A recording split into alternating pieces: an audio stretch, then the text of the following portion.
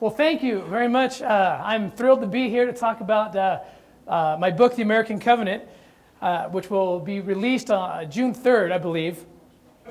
The reason I began writing this book and researching for this book, it began about 10 years ago while I had just taken employment at the CIA, and for the first time I was standing at the Washington, D.C. Mall, and I approached the Lincoln Memorial. And as I walked up there, I don't know how many of you have been there, I had what was for me a spiritual experience as I walked and saw this magnificent building, and I felt I felt a strong manifestation to me that Lincoln and the founding fathers were very, very spiritual people and knew things, and they had at this point accepted the gospel of Jesus Christ even, and I wanted to know more, and so I began digging. And where I began was, because my emphasis was kind of foreign policy, I was always fascinated with this connection of how the United States, where there's oppression and tyranny, the United States usually finds itself there in some way or another, whether it's diplomacy or example or war if necessary. And when they pull out and leave, there's temples start sprouting up in those lands because they bring constitutional principles, holy principles. And it's connected to a prophecy that in Isaiah chapter 2, which talks about the law will go forth out of Zion. And Harold B. Lee and others have confirmed that that's talking about constitutional law being exported. Elder Oaks talked recently and has several times talked about the great export of America is the constitutional principles that allow for the gospel and for the restoration to thrive everywhere. And so I focused my efforts in that area. And in my own job, I see the example. I see illustrations of the law going forth out of Zion. That's significant, and it all comes back to that prophecy and to a covenant, a country with a divine mission. Y'all see this? How awesome was this? Okay, there's such thing as a righteous kill, and this was one of them. And again, this is an example of the law going forth out of Zion to kill oppression, to kill tyranny. And I know we're not in Obama land, and I'm with you on that, okay? But even Obama, if you heard his speech after this happened, if you heard his speech, even he said something very profound about this covenant, which I'm going to get into here. He said, we didn't do this because of power, because of wealth. We did this because of who we are, one nation under God. And he said that. Now, because this covenant is so profound that it cuts through everything, and it can't be denied. I know I'm with you. I'm not saying vote for Obama, because I'm not. I'm saying the opposite. Okay, but I'm just saying that's how profound the covenant is. Okay. Now, so I want to focus on this, and I began my research thinking I need to talk a little bit about the founding of America. How was this covenant established? Where did it come out? Where did it break forth? And I thought I'd dedicate a couple chapters to that. Those couple chapters have turned into basically 2 volumes about that part of the covenant, and I've yet to get to the foreign policy part, which I hope will be done at some point in the future. And so what we have is basically the founding and what happened here at home in the establishment of this covenant. In 1776, George Washington, with his ill-prepared group of colonists, entered New York because the British were coming. And the British were coming with the largest fleet that had ever, to that point in history, had crossed an ocean in preparation for battle. Now, this is a modern landscape setting of New York. This is Manhattan Island. This is Long Island, New Jersey over here. Here's the Hudson. Here's the mile-long East River. Washington and his men were his headquarters were here in Manhattan. They crossed the mile-long East River, and they met the British on Long Island down here, and that was the first battle. And the colonists got absolutely routed. Okay, it was an absolute routing, and the British knew this was going to be over. This whole revolution was done before it began. And they knew they were going to be successful because as Washington's men tried to run back to safety and get out of here, they're going to go to New Jersey and head out of there. The British fleet was heading up the East River. They were going to cut them off at the pass here, and the British land soldiers were here, and they were going to just trap them right here, and the cause would have been over. The revolution would have been over in 1776. But do you know what happened? He tried something very daring. He thought, I'm going to outrun them. We're going to evacuate 20,000 men, horses, cannon, guns. We're going to outrun them. We're going to cross the river and get out of here. Well, the problem is that how are they going to beat the British Navy from coming up here, and then these guys that were here, they're going to trap them. Well, nighttime came, and they settled down, the British settled down to camp, figuring we'll get them in the morning, and the British fleet, they were coming up anyway. Well, the British fleet couldn't make it up, because all of a sudden this profound wind pushes back, and those powerful Navy can't make it up this East River. So Washington makes his daring escape by at the cover of night, but the sun's coming up, and once the sun comes up, it can expose his scheme. The British down here will see it, and they'll come in. Well, right as the sun comes up, a pea fog soup drops down right over this area. This is all primary sources. I'm not making any of this up. David McCullough talks about it. This is very real, what I'm talking about. Everything I'm going to talk to you about is real. Primary source. I'm very, very anal when it comes to my research. I don't make stuff up. You're going to think some things I'm going to show you, you're going to think I made it up. But I promise you I haven't. Okay? A fog pea soup hits this river. They make their escape, and they get out of there. The British, Washington's the last man to cross. Right as he crosses, it's lifted. They see the British with their hands up like this, going, what on earth just happened? And the British the British boats are still down here. They still can't get up. Oh, by the way, the wind shifted in the middle of the night and went eastward too to help Washington's men get across. Okay, so they escape and so on and so forth. I could continue on and on and on about these miracles. They continue through the 8 years of war. Absolutely fascinating. The part, and you can read that in history books. The part you won't read in history books is the American covenant. Right before this miracle happened, George Washington issued this general order to his people, to his men.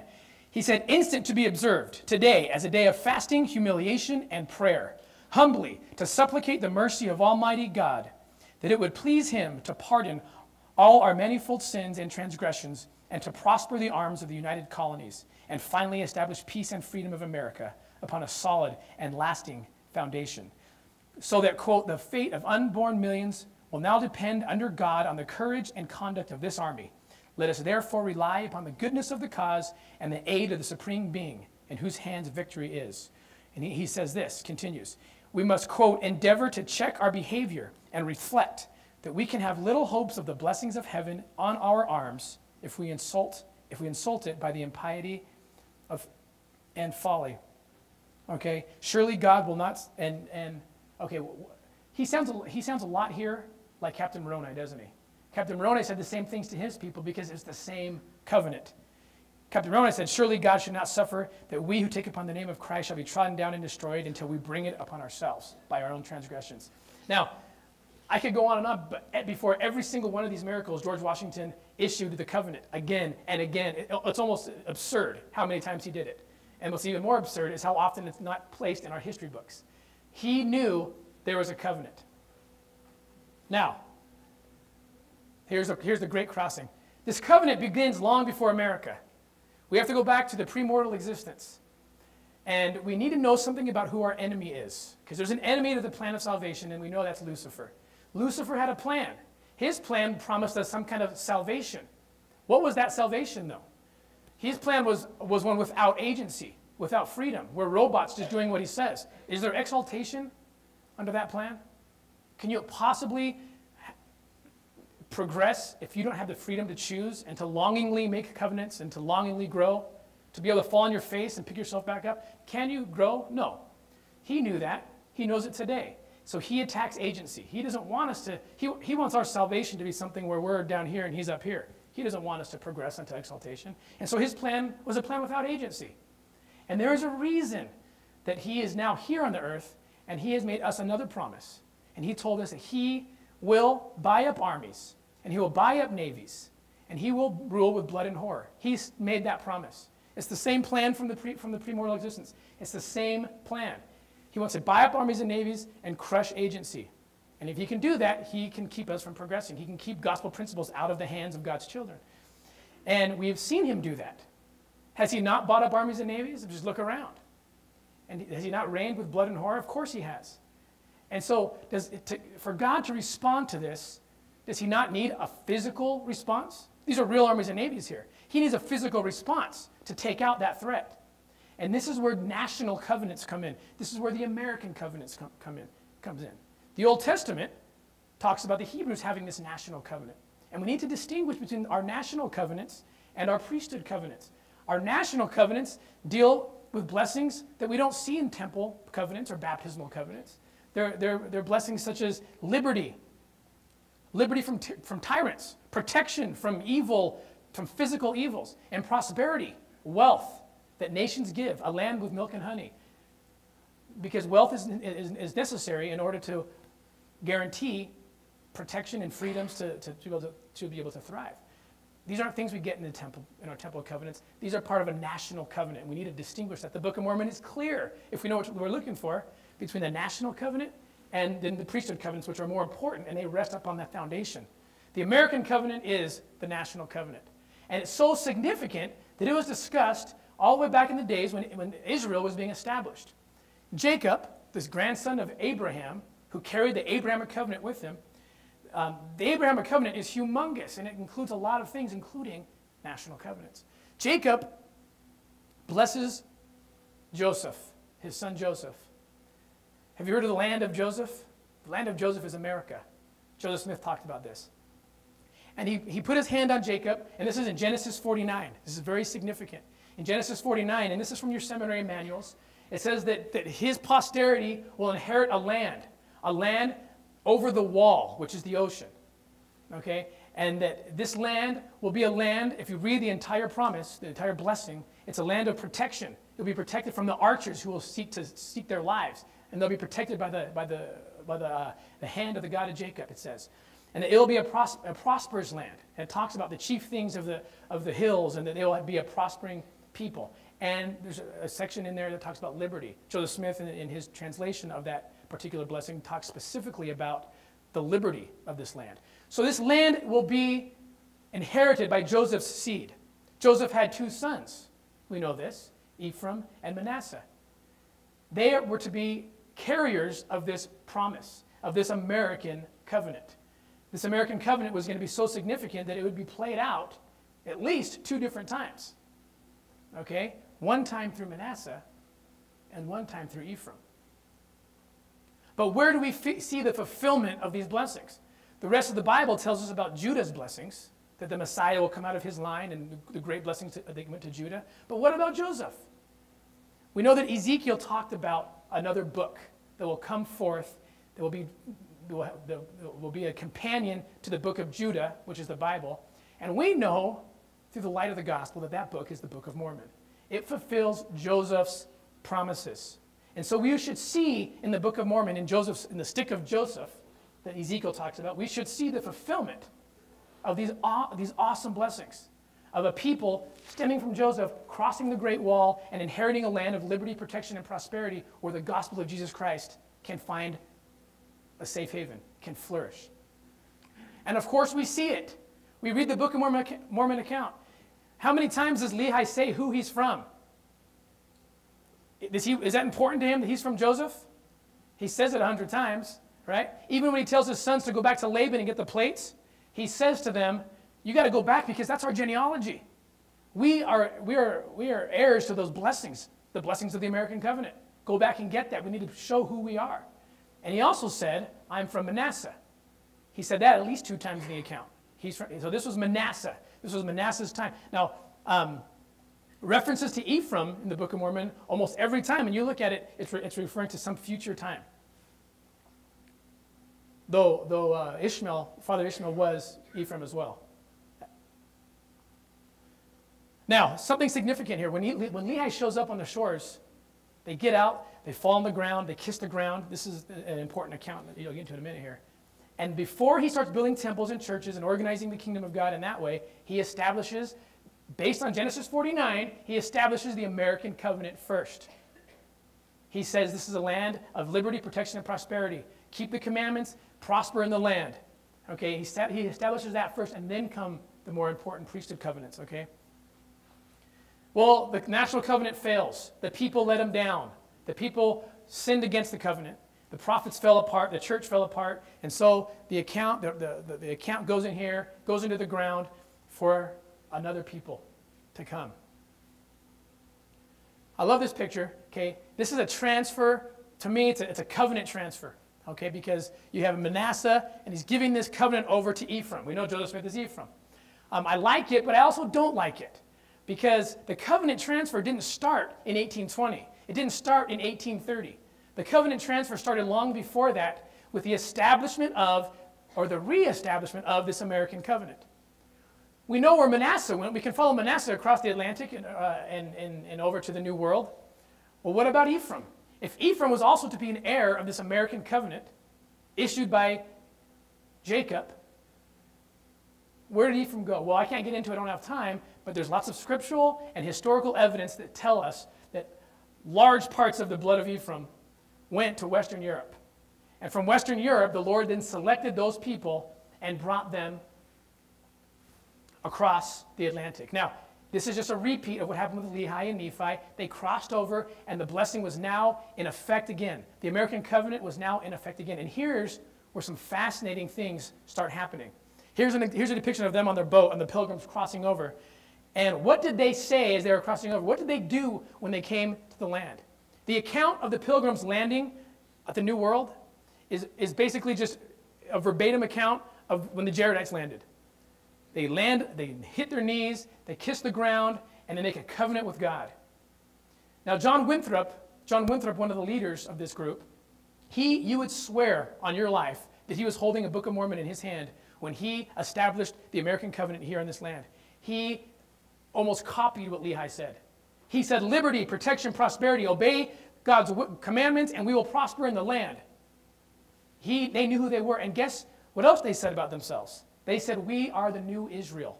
They said that 100 times. The Puritans named their land Salem. Where was that derived out of? They knew they were the new Israel.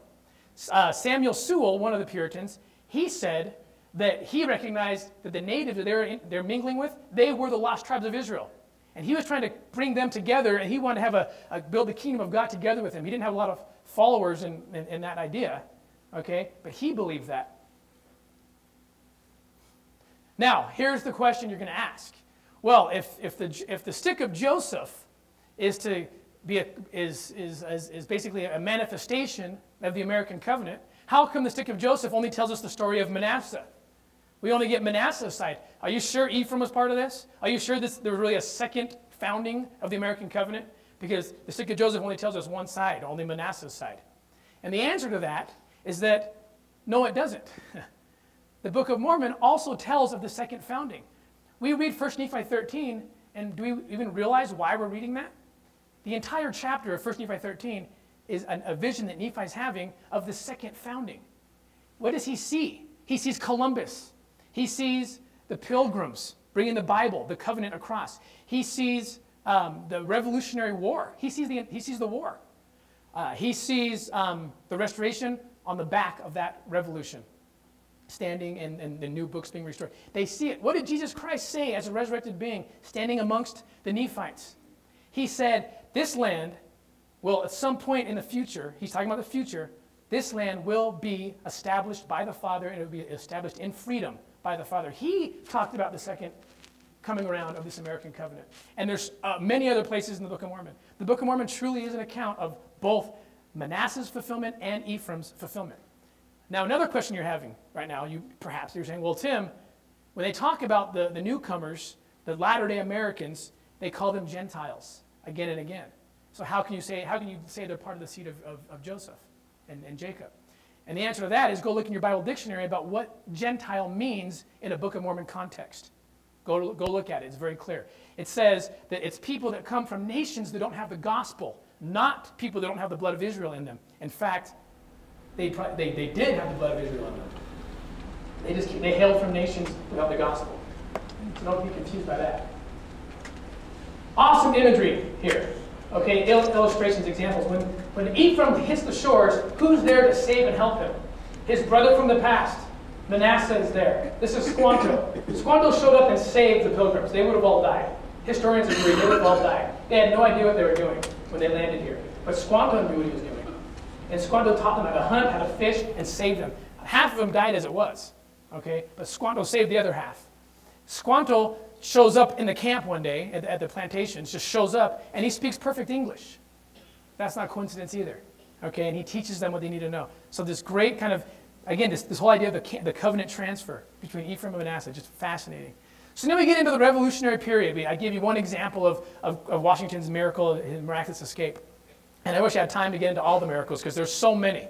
But some that are really interesting, angels depicted, angels in the camp of Washington. Did you know that Orson Hyde said that Moroni, the Prince Guardian of America, he said this in General Conference, an apostle of God, that Moroni was in the camps of Washington. And did you further know that there's an independent account of a visitation, an angelic visitation to Washington in the camps, in his camps. There's also stories about Washington. Now, some are anecdotal, and if they are anecdotal, I give you what evidence there exists, okay? I'm very honest about it. But there are interesting accounts of Washington seeking baptism by immersion, feeling inclined towards that ordinance, and several other miracles. Now, one of the most amazing, underreported events in American history is when George Washington, after winning the Revolution, becomes the first president of the United States. The Constitution has been created. The Constitution is nothing but an embodiment of the American covenant. It's Genesis 49 written in political terms. How do we get the blessings of liberty, protection, and prosperity under God? Okay? Washington, per this Constitution, he stands there, he puts his hand on the Bible, he raises his arm to the square. Let's not undervalue the significance of what he was doing there. He was taking the American covenant and he promised to uphold it. And he gave a speech before doing this in which he once again invokes the American covenant. I don't have time to read the entire thing, but he tells the people, it's an invocation of the American covenant. He says that it would be improper for me to omit in this first official act my fervent supplications to that almighty being who rules over the universe, who presides in the councils of nations, and whose providential aids can supply every human defect. That his benediction may consecrate to the liberties and happiness of the people of the United States. And he says, we ought to be no less persuaded that the smiles of heaven can never be expected on a nation that disregards the eternal rules of order and right, which heaven itself has ordained. He invoked the American covenant again and again, and our historians don't want to recognize this, but he did. Now here's the other part that the historians can't even recognize it if they wanted to, okay? When George Washington took his oath of office, armed to the square, hand on the Bible, historians to this day marvel at why he just openly opened the Bible at random. For such a symbolic person as Washington was, why didn't he pick his favorite scripture? Because every other president seems to do that. Why didn't Washington do it? Because it's just a bunch of gargled Old Testament language, and he just opened it up because out of haste. That's what they tell you. All historians say it. Or they don't report it at all because it's just insignificant. Guess what Bible reference was opened on that historic day? George Washington opened up Genesis 49 and placed his hands over the promise of Jacob that Jacob made to Joseph about a land. What's significant about this is nobody knew about this until Joseph Smith came along to explain who Ephraim was in this whole thing and how it was all connected. You're not going to find any theologian then or today talking about Genesis 49 as America. The restoration of the gospel, the light of that movement was what brought that knowledge. And yet George Washington opened to that scripture.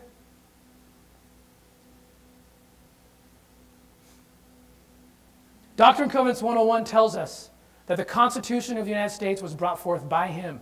Holy principles, he calls them, and he brought them to light. Like I said before, if I had time to get into it, you'd see the Constitution is just a written format for the American covenant. Alma 26. Remember, this covenant is a repeat of the Book of Mormon account. Alma 26, Captain Moroni brings his people. He's not a prophet. He's a national leader. He raises the standard of liberty. We're in national covenant territory now, not priesthood covenant, national covenant. The people come. He raises the standard. It's a constitutional promise, similar to our Constitution. Okay? And he rallies the people under his American covenant. Do you know that he referenced, go read the account in Alma 46. He referenced the blessings of Jacob to Joseph. He says, remember, we get the blessings from Jacob. They're ours. And they're embodied in this standard. He invoked that blessing from Genesis 49. Absolutely fascinating. So when we put that together with Ephraim's turn, and we see a similar general under a similar situation doing the exact same thing, invoking the American covenant in modern times, and then referencing back to Jacob's promise to Joseph, this is profound. There's so many miracles that accompany this revolutionary period. I wish I could get into all of them, but one that I want to talk about is these two people right here, John Adams and Thomas Jefferson. John Adams and Thomas Jefferson were the most important people, Washington accepted, in the revolutionary movement. As far as the Declaration of Independence goes, they were the two most important, for sure. Washington wasn't even there. He was already fighting the British at that point. They call him the voice of independence because he was the one who made the speeches that brought the conversion to the American covenant. And of course, he's the pen, Thomas Jefferson, he wrote it. And they worked together. It's significant, you understand. They are the two most significant players in the Declaration of Independence. They also have a very colorful history together. Best of friends during the revolutionary cause. They lived together. Their families lived together in France as they were diplomats. Very good friends. Family. They consider each other family. They were that close. But then when they go back to America, a newly independent America, under the Constitution, they have a fierce disagreement about the direction the country should take, and they become bitter enemies. And one of the most vitriolic, mudslinging elections ever in our history was the election of 1800 between these two guys. And they became bitter, bitter enemies. They wouldn't even talk to each other. At the end of their lives, the revolution done, they're old men about to die, they become best friends again. And they write a series of letters to each other. Adams from his home in Boston, outside of Boston, and Jefferson from his home in Monticello in Virginia. And they write these letters, and what do they talk about? They talk about the gospel of Jesus Christ.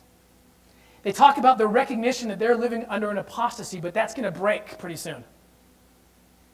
They talk about the disgraceful doctrines of the day, about how man, if not able to access Jesus Christ, will die and go to hell forever.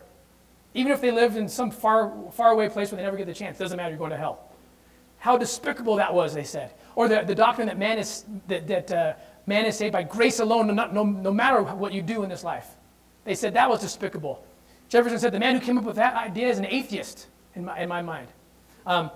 They recognized truths that or problems that Joseph Smith would come and help with eventually. And I believe that they knew that they were on that road. I believe it because, for the simple fact that they said it. 1820, Thomas Jefferson said this. 1820 is a significant year. 1820, Joseph Smith receives his first vision. These guys are still alive. To give you some kind of reference here, George Washington, don't read this yet. You're stealing my thunder, okay? George Washington could have been Joseph Smith's grandfather, to put it in perspective so you can see the generation gap. That's how close we're talking here in time, okay? In fact, Joseph Smith's grandfather fought under Washington, okay? Now, 1820, these guys are old now, they're dying, and they're starting to get a vision of what this is all about. Thomas Jefferson, not the first time he said this, by the way. I hold the precepts of Jesus as delivered by himself to be the most pure, benevolent, and sublime which have ever been preached to man. I adhere to the principles of the first age and consider all subsequent innovations as corruptions of this religion, having no foundation in what came from him. He knew he was in an apostasy.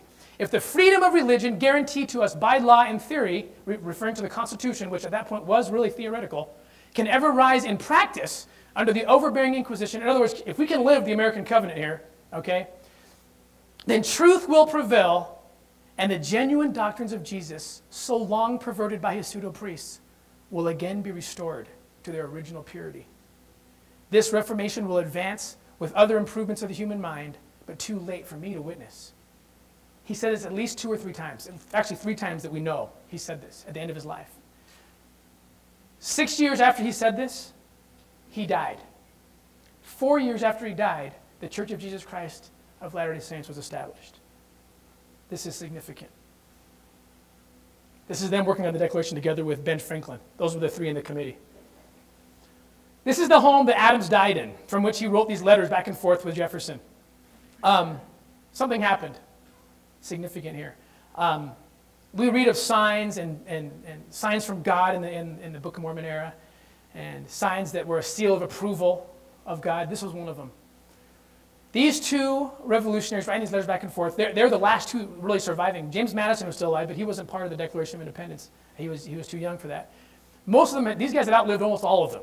They're the last two, and they're the most prominent, like I said before. They were the voice and pen of independence. And they're alive, and they're about to die, and they die together on the same day. Now, they die of unrelated causes 4 or 5 states apart from each other, but they die on the same day. And that might just be a curiosity until you consider the fact that the day they died on was July 4th, 1826. They died on the 50th anniversary of the Declaration of Independence of unrelated causes. Jefferson died at about 1 o'clock in the afternoon. About 4 or 5 hours later, with family around him in this home right here, John Adams stirred in his sleep. He looked up and he said, "Thomas Jefferson survives." Then he closes his eyes and dies. And again, historians say, what in the world was that comment for your deathbed comment? That was weird. What was Brigham Young's deathbed comment? Joseph, Joseph, Joseph. What happened here? I can just guess, but I think I know. Okay? I think Thomas Jefferson picked them up. And the thing that's sad is this generation of Americans understood this to be a miracle of God. They understood that God was saying, this is a stamp of approval on this American cause, on this American covenant. And he was eulogized. They were both eulogized under this context, that this was God. And yet we don't even talk about it today. It's been taken out of our history books. Now, one of the most stunning parts of this is at the end of their lives, when they're still alive writing these letters, John Adams' best friend dies. His best friend, his partner, his companion is Abigail. John Adams was a tough guy to like. But the only person he has sometimes in his whole career was his wife, Abigail. And she always stuck by his side. When she died, they were old, and it was just this tragic event for him. As she died, he walked out of his room sobbing, saying, "I wish I could just crawl into bed and die next to her." And he was just devastated. Jefferson finds out about it and writes to him and says, "John, don't worry. Don't you know that you'll be together forever? Eternal marriage is a real principle." And John Adams writes back and says, "I know it's real. I can't read it anywhere. I can't find it anywhere, but I know it's real." And I believe that too. Because Jefferson lost his wife early in his life as well, his wife Martha. Well, the miracle continues because we know that in August of 1877, Jefferson, along with his wife Martha, and Adams, along with Abigail and their families, and George Washington, along with his wife Martha and his children, or his stepchildren and his step-grandchildren, and an abundance of other people, showed up to the St. George Temple and appeared to Wilford Woodruff and had their covenants done, had their work done for them. And the other people that are involved in the American covenant that showed up here, I don't have time to get into them, they all showed up. Men and women alike. More women than men, in fact, showed up. Okay? Another underreported part of our history. Now, I don't have time or really an inclination to get too much into this part of the book. There's a chapter entitled Ancient Orders, Founding Fathers, and the Temple of God. These were special people that understood something. And I believe, for too long, we have run from the fact that Joseph Smith and almost all the apostles in that first generation were Masons. Ooh, they were Masons. Let's not talk about it. Let's run from it. Let's pretend that it means nothing. Okay? But when you look at the evidence, it had to mean something. I don't have time to get into it all. But instead of running from it, with the American covenant, with the understanding of the American covenant, and what the founders' part in this whole thing was, we can understand that Masonry is nothing but a representation of ancient orders that go back to Adam. Okay, and I get into it in my book. You're not going to believe me right now. You're going to think, oh, crazy quack, Ballard, whatever. Read, just I promise you, read it. Okay? And then you can embrace this idea that Joseph Smith, like George Washington before him, was a master mason, and there was a reason for it. And I'm not going to get into it. These are things better read in the privacy of your own home. But you're going to recognize a lot of things in here. There's a reason George Washington was attracted to Masonic symbols like the compass and square and implanted them into the architecture. He designed it. This is Washington, D.C. There's a reason that he did stuff like this. These aren't Mormon pictures. These are pictures of Washington. There's a reason that one of the greatest American covenant moments in history was that George Washington gave up power. He gave up power like no revolutionary hero ever in the history of the world had done. But he said, here, I brought you guys safely into port. I'm going back to my farm. And here's a representation of that. He gives the sword back. one of the greatest American covenant moments. There is a reason that he, in this depiction, has his arm to the square, has a robe on his right shoulder. There's a reason that Columbus is depicted here, Ephraim. And on the other side of him over here, right on this picture, is Manasseh as a Native American. Okay, these are symbolisms, and again, like, I don't have time to get into them all. Here's Ben Franklin, another person on our street. There's a reason that you stand in the rotunda of the U.S. Capitol and look up, and there's a depiction of George Washington receiving his exaltation. This is the apotheosis of Washington, that's the title. Apo meaning to become, and theos meaning God. And then below this are imagery of the American covenant. Below this is Nephi's vision, these great oil on canvas murals, pictures of Nephi's vision. Everything he saw in his vision, you stand in the rotunda and just go in a circle, and it's supporting symbolically this gospel principle. I wish I had more time to go into this. There's a reason that our United States seal has this eagle goes back into Book of Mormon imagery. The reverse side is a representation of temple worship. And you have to read it to find that out. I got to move through here. The Washington Monument, which is on top, depicts that pyramid. That was significant. The architects clearly wanted the pyramid up there. Do you know that on the east side of this, facing ever symbolically to the east, it says Laus Deo, which means praise be to God? Did you know that inscribed in here, it says holiness to the Lord? Or that there's compasses and squares embedded throughout this monument? There's a Bible buried in the cornerstone. There's reasons for all this. These people understood things that we don't give them credit for understanding. The plot thickens. The plot thickens. Here's really, as much as I love this other American covenant stuff, this is my favorite part. Because the American covenant goes immediately into breach. After this glorious revolution, it goes immediately into breach. How is it breached? It's breached because we practice this evil thing called slavery.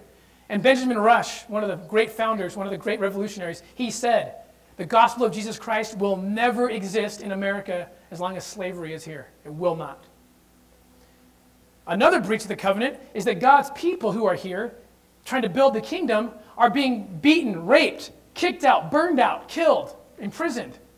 It's the story of Joseph Smith and his people, right?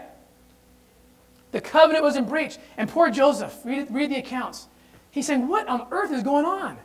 He loved the Constitution, loved the Constitution. And he said, why? And he understood the American covenant. Why is the covenant not working, he says. He pleads with the Lord. Why is it not working? It's supposed to be working, and yet look what's happening. We can't do anything. We can't build our temples. They burn them down. They steal them from us. What is going on? Where's the American covenant that's supposed to protect us? And that is the context in which we read Doctrine and Covenants 101. The context where we always like to read that one verse where it says, God sent us the Constitution, and he brought it forth by inspired men, and so on and so forth. Well, that was in response to Joseph's plea to the Lord. It was in 1833, and he said, why are we being harassed like this? And the Lord said, Joseph, I gave you the Constitution, I gave you the covenant. You know, look what I did. I did my part. Now you got to do your part. And he tells him, and this is in Doctrine and Covenants 101. Right after God says he established the Constitution, he says, Joseph, you and your people need to do the following. You need to importune at the feet of the judge. And if he heed you not, then importune at the feet of the governor. And if the governor heeds you not, importune at the feet of the president. Did Joseph do that? Almost immediately. He had tried everything. He went to the federal level, he went to the state level, went to the federal level. He said, you guys need to enforce the Constitution. You are the custodians, especially the federal government. He hit them hard. You created this Constitution. You are the custodians of the Bill of Rights. You need to bring people into Missouri and stop the madness and allow us to enjoy the blessings of the American covenant, the blessings of the Constitution. And what did the federal government say to him? Do you know how they interpreted the Constitution back in those days? Did you know that the federal government said what Missouri was doing to the states, including extermination orders, was totally legal? It's states' rights. They can do what they want to do. They can do what they want to do. The federal government's, their interpretation of the Constitution, and it was wrong. James Madison, who wrote it, actually told them that not to do this, and they did it. They said that the Bill of Rights only restricts us as a federal government. We can't do that thing to you. But if the state of Missouri wants to do it to you, that's their business. We're two different governments. We're not going to insert ourselves. Okay? And Joseph was pleading with them, please insert yourself. Please bring someone over here. But that's how it was. You didn't have your Bill of Rights. Unless your state decided to agree with the Constitution and they could choose whether to agree with it or not, you didn't have it. Did you know this? It wasn't until the 14th Amendment came along that said, from here on forth, no state in the Union can decide whether or not they're going to apply the Bill of Rights. And if you decide not to, the federal government will come in and make you. This was significant. This is what saved the church, if it could ever get to this point. And Joseph sought it. He sought it so much so that in 1844, he ran for the president of the United States to get the loudest voice he could get. And what was his platform? His platform was the ideas put forth in the 14th Amendment. That the federal government needs to be more active. Now, I know some of you think, well, federal government maybe has gone too far today. Yes, it has. But we're not talking about today. We're talking about back in the days when they were doing nothing. Okay? And he said they need to get going, and if I become president, I will make sure that the Bill of Rights are enforced upon the states. He said that. And the other thing he said was, as part of his political platform, you got to stop doing this. Slavery thing, what are you doing? We have to emancipate the slaves. And then he made a warning. He said, if you don't do this, God will come upon you, and it's going to be hell on wheels for America.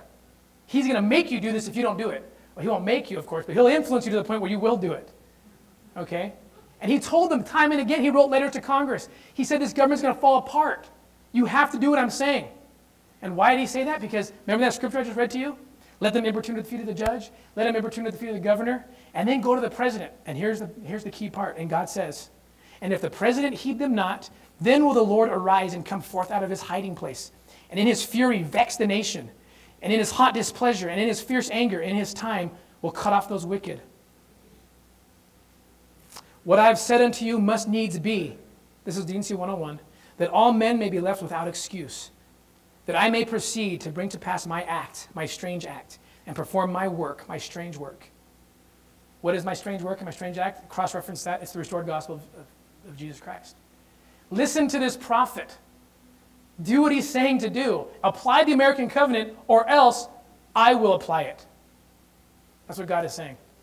And he says this also, he says in verse 92, pray ye therefore that their ears may be opened unto your cries, that I may be merciful unto them, that these things may not come upon them. He didn't want it to happen. Well, did they listen to Joseph? Did they listen to him at all?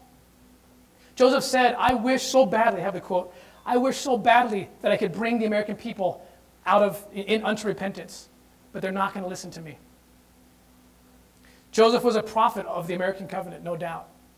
And like I said, what he sought was the 14th Amendment. The 14th Amendment got rid of slavery, well, the 13th Amendment and the 14th Amendment established the rights to all people, including slaves, and it would have solved the church's problems because it would have said, you states now must enforce the Bill of Rights. You cannot choose not to and exterminate a whole group of people. That's what the 14th Amendment said. Joseph sought for it. He ran for president on it. And the response by the nation was killing him and burning the temple.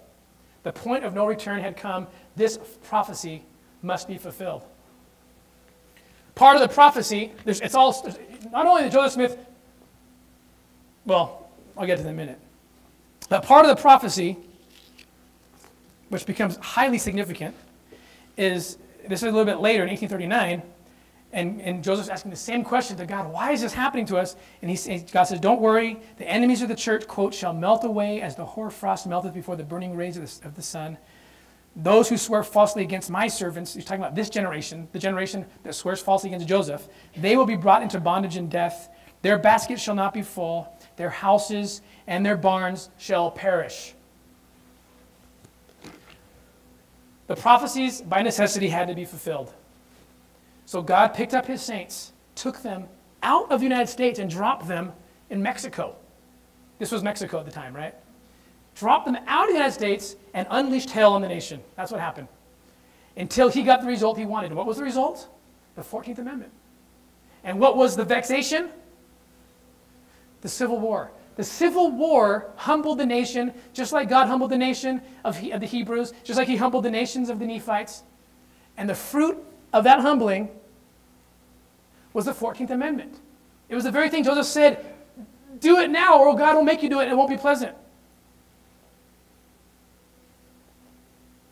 And then comes Abraham Lincoln, one of the greatest American covenant makers ever in our history. When he showed up on the scene, this gentle man who shouldn't have even been there, how he got elected, no one really knows, because he served one term of Congress. Besides that, basically just a lawyer, state legislator, a little bit. Basically a no-namer. Shows up, becomes the president, and when the war broke out, he was not converted to Joseph's vision. In fact, when he launched the attacks against the South, it was just to bring them back. But he wasn't about changing the Constitution. He didn't want a 14th Amendment. He didn't want to free the slaves. That was not his intent. He told the South in his first inaugural address, just come back. Everything can be the same. He needed the vision. And so as part of that process, he needed to be humble too. Along with the entire nation, they needed to get the vision that Joseph had about the American covenant. And he did get that. In the first year of war, the North was supposed to win. They had everything. They outnumbered the South in every way. Okay, the South was no wilting flower, okay, but the North had the production, the numbers, and so forth. So everyone thought it was going to be pretty quick, and it wasn't. In fact, the North kept losing again and again, and Abraham Lincoln went through a conversion to the American covenant. He called it a process of crystallization. He started acting kind of bizarre to some people. He started disappearing, and like they'd find him reading scriptures in his bedroom or in a closet on a steamboat one time. He started talking about God all the time. And he started saying, God wants this to happen. We're both wrong. Both sides are wrong here. We don't understand what this is about. This is about God doing something to this nation. He got this message. It was absolutely astounding. And when he came out of it, he said, this is a process of crystallization I've gone through.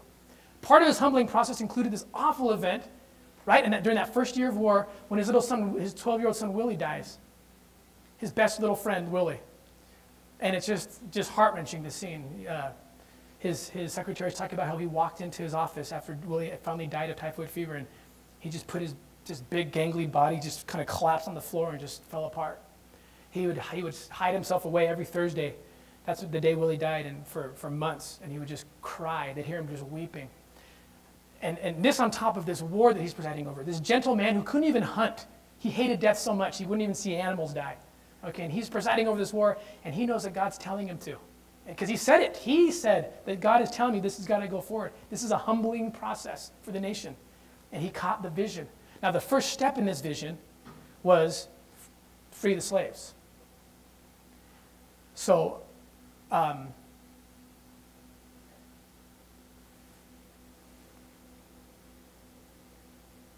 this is this year of contemplation. Another very fascinating element during this conversion process happens. In the fall of 1861 is when it really began. He really started saying, oh my goodness, this is not what we think it is. God is behind this. He checked out a book at the Library of Congress. He had that book for 8 months exactly. Now, to preface this, Abraham Lincoln's first indication that he had been converted to a new cause is when he put together the Emancipation Proclamation and laid it on the table of his cabinet and said, the war is about this now. And everyone said, are you crazy? The war is not about this. We want the South to come back with slavery, with the Constitution as it was, but we know that God knew that the Constitution wasn't being interpreted correctly. A new system needed to be added to it because they didn't listen to the wisdom of the founders. And so he checks this book out. He has this book for 8 months. Okay, he turns that book back in, and then 7 days later is when he issued the Emancipation Proclamation to his cabinet for the first time. 7 days later. So the timing of this book is significant.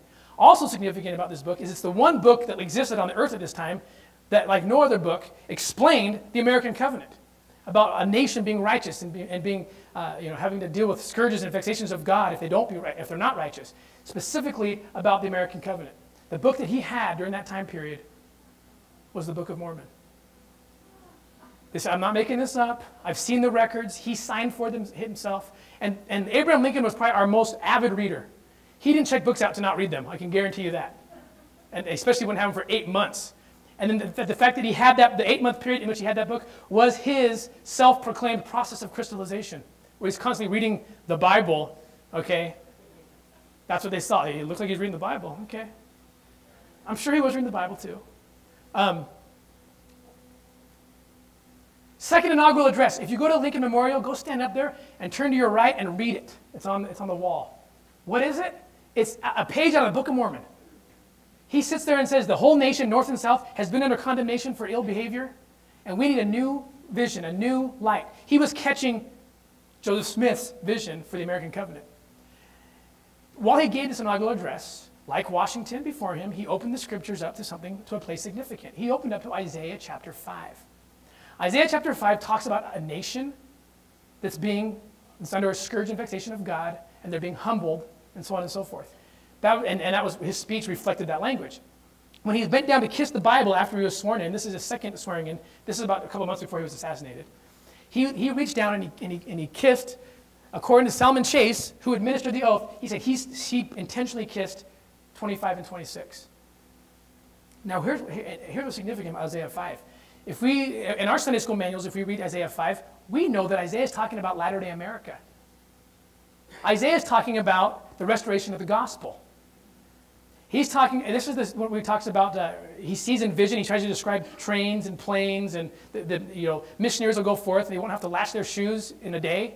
You've all heard these prophecies where he's seeing the restoration of the gospel. But preceding those verses in Isaiah 5, there's going to be a scourge and vexation. Isaiah saw latter-day America in the restoration. We know this. How many times did he talk about it? He prophesied of these things. So that Abraham Lincoln knew this, that he seemed to know this. It was astounding. What's more astounding is that guess what the Book of Mormon does? The Book of Mormon cites Isaiah 5 and puts it in the context of latter-day America. So if Abraham Lincoln's reading the Book of Mormon, he's going to come across Isaiah, who's quoted by Nephi, and he's going to say, oh my goodness, he's talking about us. He's talking about latter-day America. He would have known that. So this becomes very significant. And here's what the prophecy says. Because they have cast away the law of the Lord of hosts, and despised the word of the Holy One of Israel, therefore is the anger of the Lord kindled against his people, and he has stretched forth his hand against them, and has smitten them. And the hills did tremble, and their carcasses were torn in the midst of the streets. For all this his anger is not turned away, but his hand is outstretched still. And he will lift, here's the fruit of this, and he will lift up an ensign to the nations from afar, and will hiss unto them from the end of the earth, and behold, they shall come with speed swiftly. The Grand Richards and others have said, this ensign is the restoration of the gospel. Elder Holland said it this past conference. The ensign they're talking about is the restoration of the gospel. That was the fruit of this vexation. Lincoln opens up and uses this as his inspiration. He knew things. And so with that vision, he walks in, like I said, lays down the Emancipation Proclamation, and everybody in the cabinet says, what are you doing? You're going to ruin this cause, except for this guy right here, William Seward, very significant player. William Seward was his supporter. When no one else could, when Lincoln had no friends during this time. He had very few friends. People turned on him all the time. He was coming up with these new ideas, this new vision. His wife didn't even like him that much a lot of times. So he spent a lot of time at William Seward's home. He became his elder brother. William Seward, by the way, was supposed to win the election. He was the prominent player. He was the governor, the senator, and no one could believe that Lincoln beat him in the primaries, the Republican primaries. But then Lincoln does the humble thing and asks him immediately, will you be my Secretary of State? And they become best friends. William Seward, unsung hero of this cause. It's kind of like a Joseph Hiram situation here. This is the unsung hero, the constant support who gets none of the credit, okay? And without Seward, Lincoln would have been in trouble. The good news is, even though these two guys had the vision, the rest of the cabinet didn't really get it, but the whole Union was being humbled. And you can read their letters, their studies that have been done recently about the true intent of the South and the North. And it all falls into line with what we're saying here. There was a humbling that went through these people, just like the ancient Hebrews, just like the ancient Nephites, the same story being played out again. They were humbled, and they caught the vision of the 14th Amendment, and they started fighting for that. They caught Joseph's vision. Okay? They now began to fight for a new vision, a new policy that would emancipate slaves, change the Constitution, give us the 14th Amendment, not change it, okay? Because like I said, the Constitution was okay. They're just misinterpreting it, but shore it up, okay? And give us the 14th Amendment, which would save the kingdom of God. Once they caught that vision, then the North starts winning. The covenant is reactivated, and the blessings of protection start hitting them, and they start winning. What of the South? I talk a lot about the South. I'm not going to get into it today, but except to say one thing. The South had a form of government that beat up on the saints, that beat up on blacks. It was an oppressive form of government. It was not good government. They changed their constitution from we the people to we the sovereigns of the states. Okay, it was not a good government. Okay, they wanted to keep it as it was or worse, and as illustrated by what happened to the saints under that government. Now, the hotbed of rebellion in the South was in a certain area. Can you guess which state? Remember that prophecy I told you about, where it said that their houses and their barns shall burn, the enemies of the church, right? So we should see, well, who were the enemies of the church? Who were swearing falsely and killing and beating up our people? And God says that their houses and barns shall burn. Did you know, if you picked one state in the Union that took the most abuse during the Civil War, it was Missouri, hands down. Historical consensus on that. Because the war actually started before 1861, okay, in Missouri. And it was a hotbed. The adversary had a grip on that part of the world, on that part of the nation. For reasons we know. He knew that we were trying to build Zion there. So he set up his camps. The Union recognized those camps that the adversary had set up. And they got so sick and tired of this hotbed of rebellion and what they were doing that there was Union Order number 11 in the latter part of 1863. They went into Missouri and they said, all of you, out. And they leveled the town. They leveled the county. And guess what county it was they picked? Jackson County. Leveled it. Their houses and their barns perished. And then Lincoln said, okay, let them come back. They bring them back in and say, you can come back and take these lands again. Your houses and barns are perished. But you can take the land again if you make a covenant. If you take an oath of this vision that we have of the North, of what America is to be. And I love this because I hope that some of them at least realized. So Joseph Smith asked us to do this about 30 years ago. And he told us that if we didn't do it right now, that God would make us do it. And here they are, God making them do it. They signed on to what Joseph told them to do 30 years ago, and now they did it the hard way because they didn't listen to him. Okay? The two heroes of the cause who got that vision early on. Did you know that when Lincoln was assassinated, again, back to this Hiram and Joseph analogy, when Lincoln was assassinated, did you know that Lewis Powell, Booth's accomplice, tried to kill Seward as well? But he escaped death. He had been in an accident. He had been in a carriage accident, which placed a metal bar around his neck, and that's what saved his life. So he had been convalescing at the end of the war. The war just ended. This is when he goes to Ford's Theater. The war was over. The North had won. He's in his bed, dying, almost dying. Seward is, from this carriage accident. But when Lewis Powell comes in with his Bowie knife, starts stabbing at him, he can't get a good shot into his neck, but he almost kills him. Lincoln, of course, dies. And then there's this sweet, sad scene where Seward is laying in his bed. This second attack compounded by the first ailment he already had. And his eyes start filling up with tears several days after this happened. And he turns to his attendant and he says, my best friend, Abraham Lincoln, is dead. And they said, no, he's not dead. Because the doctor said, don't tell him Lincoln is dead, because he won't survive. And he says, I know he is dead. Because there is no way. Death is the only thing that would keep Lincoln from being at my bedside after this attack on my life.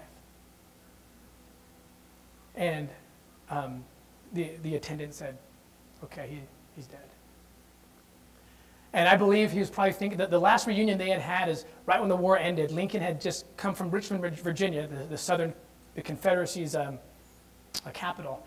And the first person he wanted to go tell about what happened in Richmond, the slaves jumping around, they're free, bowing to Lincoln. Lincoln says, don't bow to me, bow to God. He did this. Lincoln told that to them. And he went to his bedside, to Seward's bedside after his carriage accident and told him all about it. And Seward was elated, laying there, all casted up. And Seward's son was in the room, and he talked about how Lincoln laid out along his bed and put propped his hand up his head up like this and laid out and just told Seward all these things, these wonderful things that happened until Seward drifted off to sleep. That was the last time that they saw each other in mortality. And then, of course, Lincoln dies. But it has a happy ending. And the happy ending is, guess who was also in the St. George Temple with the founders? Abraham Lincoln was there. And at his side, according to the records of Wilford Woodruff, was William Seward. They were both there. Even though how many of us even knew who William Seward was before today? Okay, he was there. These are American covenant makers. And what of the Union soldiers? They went through a similar process. They were American covenant makers. They knew what they were fighting for. I want to make this very clear. Before the Civil War, temples of God burned to the ground. Before the Civil War, prophets of God were assassinated. After the Civil War, temples maintained a healthy environment where people could go and make covenants. This is significant, okay? And these guys caught this vision. Sullivan Ballou, about my age, he's a sergeant in the Union. He wrote a letter to his wife days before he was killed in battle. He knew he was going to die. He knew he was putting his life on the line. And here's the letter he wrote. And you tell me if he didn't understand the American covenant. It's sometimes hard for me to get through because he had little kids about my age, and it's just... My very dear Sarah, the indications are very strong that we shall move in a few days, perhaps tomorrow. Lest I should not be able to write again, I feel impelled to write a few lines that may fall under your eye when I shall be no more. Not my will, but thine, O God, be done. If it is necessary that I should fall on the battlefield for my country, I am ready. I have no misgivings about or lack of confidence in the cause in which I am engaged, and my courage does not halt or falter. I know how strongly American civilization now leans on the triumph of the government, and how great a debt we owe to those who went before us through the blood and sufferings of the Revolution. And I am willing, perfectly willing, to lay down my joys in this life to help maintain this government. And I cannot describe to you my feelings on this calm summer Sabbath night, when 2,000 men are sleeping around me, many of them enjoying perhaps the last sleep before that of death, while I am suspicious that death is creeping around me with his fatal darts as I sit communing with God, my country, and thee. I have sought most closely and diligently, and often in my heart, for a wrong motive, and thus hazarding the happiness of those I love, and I could find none. A pure love of my country and of the principles I had so often advocated before the people, another name of honor that I love more than I fear death, has called upon me, and I have obeyed. Sarah, my love for you is deathless. It seems to bind me with mighty cables that nothing but omnipotence could break. And yet my love of country comes over me like a strong wind and burns me unresistibly on with all these chains to the battlefield. If I do not return to you, my dear Sarah, never forget how much I love you. And when my last breath escapes me on the battlefield, it will whisper your name. But oh, Sarah, if the dead can come back to this earth and flit unseen around those they loved, I shall always be near you. In the gladdest days and in the darkest nights, advised to your happiest scenes and gloomiest hours, always, always. And if there be a soft breeze upon your cheek, it shall be my breath, as the cool air fans your throbbing temple. It shall be my spirit passing by. Sarah, do not mourn me dead. Think I am gone, and wait for thee, for we shall meet again. As for my little boys, they will never grow up. They will grow up and never know a father's love and care. Little Willie is too young to remember me long, and my blue-eyed Edgar will keep my frolics with him among the dim memories of childhood. Sarah, I have unlimited confidence in your master and your maternal care and your development of their characters, and feel that God will bless you in your holy work. Oh, Sarah, I wait for you there. Come to me and lead thither my children. He understood what he was fighting for. He understood the hope of being reunited with his family, and he was. His work has been done, okay? Because what he was fighting for was temples of God to be able to exist under the American covenant, something that wasn't happening before that war, before the vexation. To conclude, I want to talk about this prophetess of the American covenant, Julia Ward Howe. Julia Ward Howe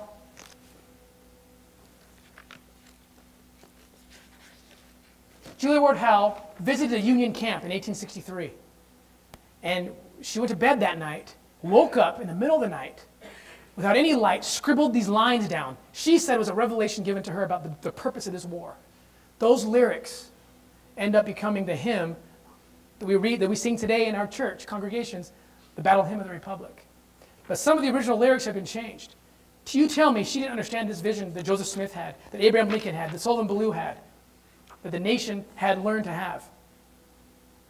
When she says things like, he hath loosed the fateful lightnings of his terrible swift sword. His truth is marching on. What truth are we talking about here? They have builded him an altar, she says, in the evening dews and damps. Our God is marching on.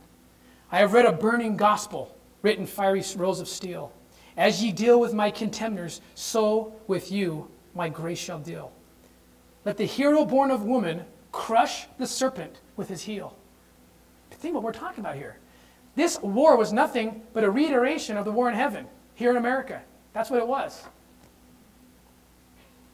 He has waked the earth's dull sorrow, she says. Be swift, my soul, to answer him, she says.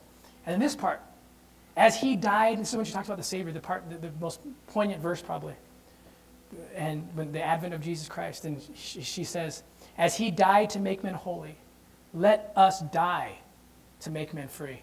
Now we sing it today, let us live to make men free. They changed that. But Sullivan Ballou knew. The Union sang to this song. They marched to this song. Let us die to make men free. They knew what this was about. He is coming like the glory of the morning of the wave. And then the refrain, the chorus. His truth is marching on. Glory, glory, hallelujah. These are the truth of the gospel. They knew it. They were fighting for it. Now, I'm done with my part of the presentation. The book goes on, because this covenant we're still fighting it today. I don't have time to get into it. Somebody told me last time, it didn't end with the Civil War, Ballard. I said, I know, but I got to leave you something to read, right? It continues on to the present day, okay? But it's so much embodied here in the Civil War, in the Revolutionary War. This is our covenant. And it's our responsibility as a nation to continue to perpetuate this covenant, because we could lose it still. To conclude, I'm going to show you a presentation. Now, my best friend is here today. Both my best friends are here today, both my brothers. One of them wrote a song for me based on this book. And Todd, where are you? He's going to kill me for doing it. He's in the very back. Wrote this song, sang this. He's singing this song. It's based on my book that he read and edited to death. Awesome. Okay? He was the refining fire of my book, no question. But he wrote this song, and I know you're going to catch the vision of what he's trying to say. And I'm going to conclude with this.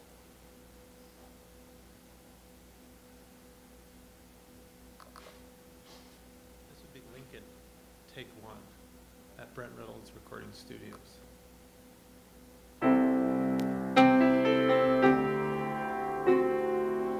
Mine eyes have seen the glory of the coming of the Lord. He is trampling out the vintage where the grapes of wrath are stored. He hath loosed the fateful lightning of his terrible swift sword, and his truth is marching on.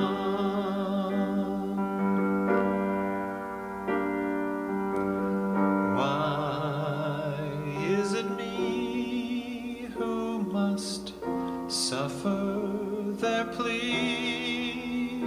I alone cannot set them free. But can I fulfill God's very will, even if my friends turn on me?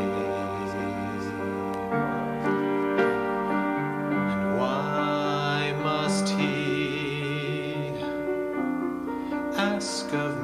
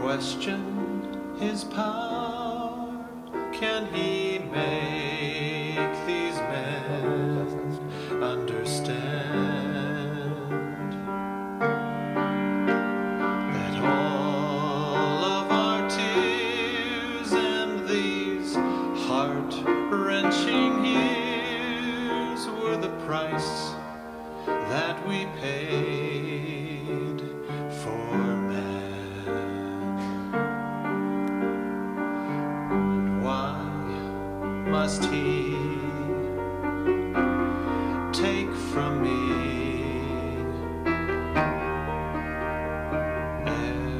everything.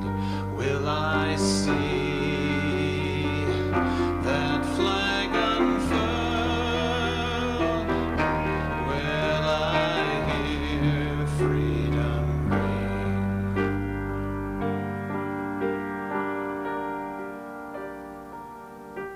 I read those words, I hear his voice, and then I know that he will sound forth a trumpet that shall never call retreat. He will sift out the hearts of men before his judgment seat.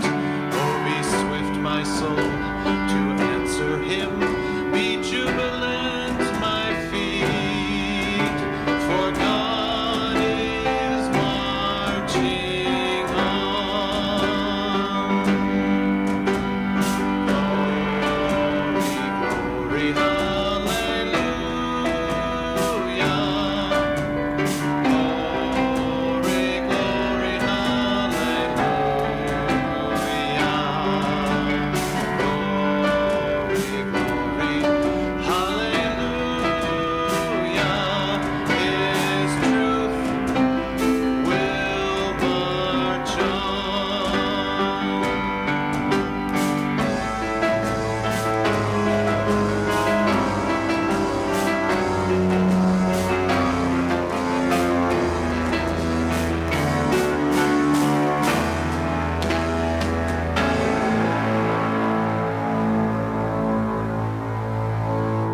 So thank you very much for your time.